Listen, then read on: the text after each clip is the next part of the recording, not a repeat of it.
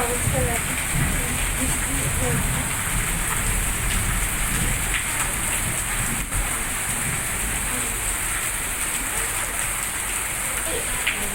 মন্দিরে তো আমি এসেছি, মন্দিরের মধ্যে পুরো জল জল হয়ে গেছে। তাহলে এদিকে দেখো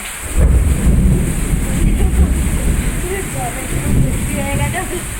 আসার সময় 41টা আসতে ক্ষমা আসতে হবে।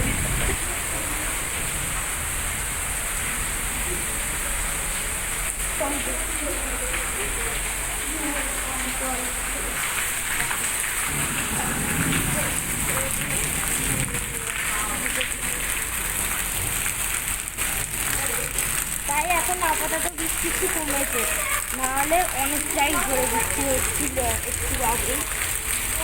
আমার জামা পুরো জল জল হয়ে গেছে। আর ওই জায়গাটা করেছে ঘমা আসছে।